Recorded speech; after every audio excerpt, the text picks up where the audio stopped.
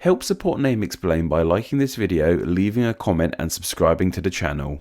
Colours are pretty darn distinguishing features of most things in life. If you were asked to describe something, anything, it's likely that one of the first things you'll say about it when describing it is what colour it is. We love colour here at Name Explain and always try and use a variety of them in these videos. Well, at least in the thumbnails, to try and make them more appealing to the eye. And it's no surprise to hear that as we all love colour so much, the names of these colours crop up in the names of places around the world, whether these places be man-made constructs or sites of natural beauty, and they can be locations that are known across the globe or small unheard of towns. For one reason or another, the name of a colour has been applied to it, and on the whole there's a primary reason as to why that colour has been placed on it, that being because that colour was present to some degree in that location, where it was just a hint of that colour, or that colour was planted across the place. However, this isn't always the case. You will see that some places have colours in their names for far less conventional reasons. And I must also admit that a lot of the colour themed places in this video are from the English speaking world, especially the USA, because they seem to love naming places after colours, and we are focusing more on the well known colours, Surrey magenta, turquoise and Van Dyke brown, and I promise you that one of these days we'll look into how the colours themselves actually got their names too.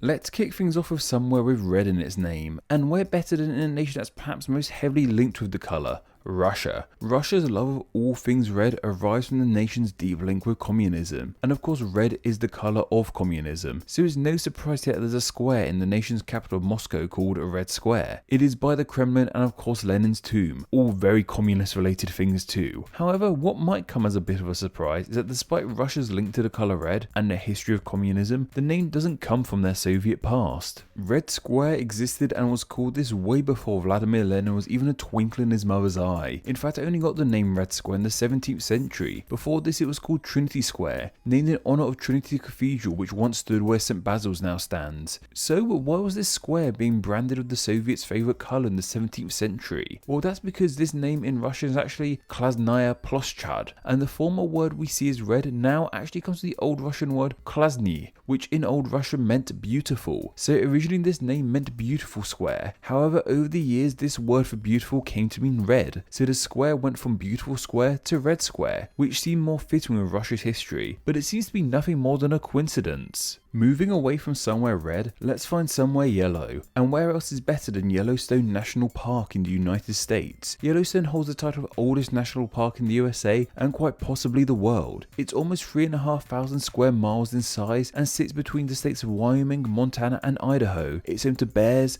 bison, elk and wolves, and they live by the park's forests, lakes, mountain ranges, rivers, canyons, and of course the Yellowstone supervolcano. It's safe to say Yellowstone is quite a remarkable area of natural beauty. Though if you scroll through pictures of Yellowstone National Park, you will find very few yellow stones. This is because the park as a whole is actually named after one of the rivers that flow through it, that being the Yellowstone River. This name is of Native American origin, and in their language the name meant Yellow Rock River, so still yellow but rocks instead of stones, because there's obviously a huge difference in those things. This is thought to come from the yellowish rocks and formations found within the Yellowstone River itself and its bed, and across the Grand Canyon of Yellowstone, which I can kind of see, I guess. Nevertheless, this name from the natives was then picked up by French explorers, who called this Roche Jaune, meaning yellow rock in French, and finally this name was picked up by Americans and renamed it Yellowstone, this of course being the name it has to this day. Now when it comes to the colour blue, there are tons of choices. Part of me wanted to talk about the pretty Côte d'Azur in France, or even the mighty Blue Mountains in Australia. Instead, however, I want to talk about the town of Blue Ball, Pennsylvania,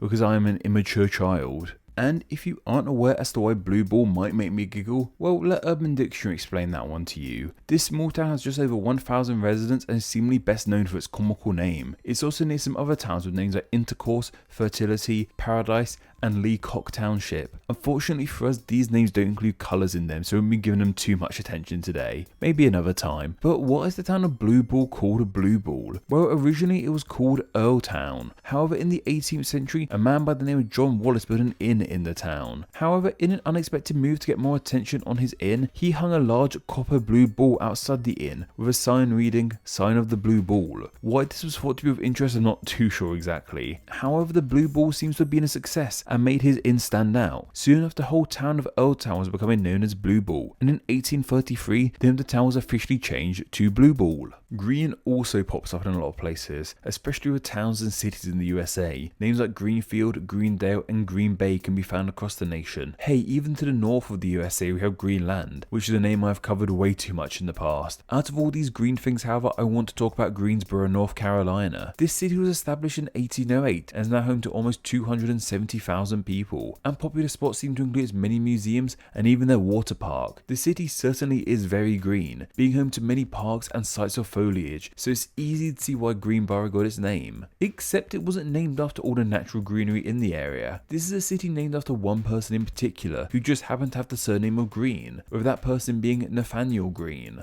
So who exactly was this Mr. Green, and why is the city named after him? Well, he played a role in this area of the USA during the American Revolutionary War, specifically of the Battle of Guilford Courthouse in 1781. While the city hadn't been established at this time, there was a permanent settlement here, and when the British invaded during the war, Major General Nathaniel Greene led the rebel retaliation. This was something of a success, as Greene was able to take out 1/4 of the British army, which led to their eventual downfall. And to celebrate Nathaniel Greene's success in this area, when the city was set up, it was named after him, being Greensboro. Where the E at the end of his surname went, however, we aren't too sure. We've talked about a small American town with a colour in its name, and a large American city with a colour in its name. But what about an entire American county with a colour in its name? Well, yes, we have that too, that being Orange County, California. Orange County contains some of the state's most well-known locations, including Anaheim, Huntington Beach, and of course Disneyland. But what makes this county so orange? Well, there seems to be a few ideas as to why the county has the name of the colour. One idea is that it comes from the town of Orange, which is in Orange County. Another idea is that it's a reference to Orange County in Virginia, which in turn was an ode to the House of Orange from the Netherlands. However, the popular theory for the name comes from the fruit that also bears its name, which we've covered in greater detail in the past. In the late 19th century, bills were put in place to make this part of California its own county, as at the time it was just the lower part of the larger Los Angeles County. When they finally got the go-ahead, a new name had to be bestowed upon it, as at the time it was using the provisional name of Anaheim County. They wanted a name that would promote immigration to the area, so wanted an enticing name to help with that. Oranges at the time had an image of being a tropical exotic fruit from sun-drenched lands. And while oranges weren't being grown on a high scale at the time, it was thought that this was achievable, so the county was given the name Orange County, in the hope that this exotic name would allure people to live there. And then afterwards they got to work on actually growing the oranges, which luckily they were able to. However, as more and more people moved to the county, less space became available for the orange trees, so the name was somewhat too successful in an odd way. That's more than enough names from the USA for now. Let's move over to Ireland. While this nation is known for its abundance of green, it's a different colour I want to talk about today. That being purple and their Purple Mountain. This mountain is in the southwest of the nation in County Kerry, and while it isn't the tallest mountain in the land, it's still a pretty sight, especially of that purple colouring, which comes from a type of sandstone rock that resides on the mountain. However, this mountain isn't the only one on our planet to be called Purple Mountain. There are a handful of purple mountains, and there's actually a specific reason for this. It's something called Purple Mountains effect, also known as aerial/atmospheric perspective. It was something that first came to prominence in the art world, and many paintings depict mountains as purple and blue, even though they actually aren't. Aerial perspective is the effect that the more distant mountains are, the less contrast in the coloration there is between the mountains and the sky. As the sky is blue, this means that on an average day, aerial perspective can make mountains look blue too. However, at sunrise and sunset, as light passes at a lower angle, it scatters some other colours and brings more red into your eyes. At these times of day, aerial perspective doesn't make mountains look blue, but purple instead. Hence how we end up with so many purple mountains on our planet. A pink lake might sound like a strange idea, like something out of a fantasy book, but they are way more common than you might think. The reason these lakes are so pink is because of the specific type of algae and microorganisms that reside in them that secrete red pigment and result in making the water pink. They occur all across our planet, with there being pink lakes in Bolivia, Spain, Senegal, Russia, and Tanzania. Though the nation perhaps best known for its pink lakes, however, is Australia. This includes the likes of Hutt Lagoon and the incredibly pink Lake Hillier. However, all these pink lakes found across the globe aren't simply called Pink Lake, except one. Pink Lake, as its actual name is found once again in Australia. However, there's a slight issue with all this. It's not even pink. Once upon a time it was in fact pink, like all the others, but as its salt levels have changed, the micro life that makes these pink lakes disappeared. Hopefully one day in the future it will be pink once again. For the colour brown, I'd thought I'd look for a river, and it seems there are a few brown rivers, including some in Canada and one in New Zealand. New Zealand is only a short river, however, and resides on the South Island. And while I couldn't find out much else on this brown river or other brown rivers, I'm presuming that this name comes from the fact that the water is brown. And while that might sound gross, and sometimes it is, there's actually been a study saying it's more natural for some rivers to be brown. As for our final two colour-based place names, well, some of you are going to be angry at me for including these two, as they relate to black and white, and many people argue that black and white are not colours, but rather a lack of colour. Honestly, that's a debate you guys can go have down in the comments. For now, however, I'm going to be talking about Whitechapel. Whitechapel is an area of East London. When Whitechapel first started to develop, the walls of traditional London had already been erected, meaning it was outside the city's walls, and this created something of a divide between the London residents who lived inside and outside the walls. Though this allowed businesses that weren't allowed within the wall city to thrive, and most notably of course,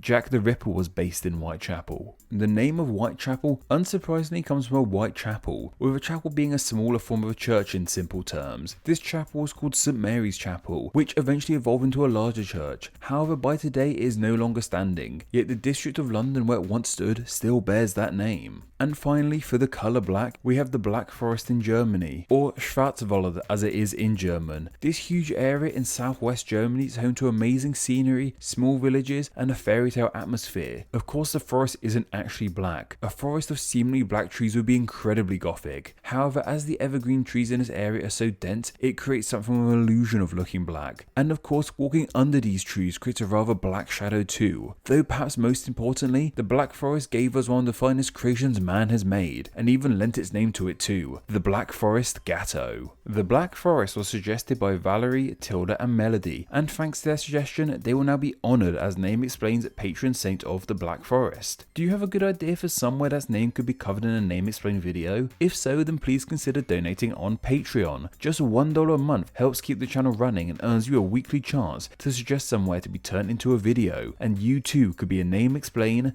Patreon saint. Thank you to all my patrons who support Name Explain on a monthly basis. Patreon is vital to Name Explain, and donating just $2 a month allows you to enjoy ad-free videos and bonus patron exclusive content. It also allows you to help choose what names get explained in upcoming videos, and gets your name here with all these awesome people. Thank you so much for all the support you guys give Name Explain. Hello all, and thank you so much for reaching the end of the video. Check out another video and subscribe to stay in the loop on all things Name Explain. You can find me on Twitter, I'm at NameExplainYT. On Instagram, I'm also NameExplainYT. And on Facebook, just search Name Explain. Anyway, I hope you enjoyed this video, and once again, thank you all so much.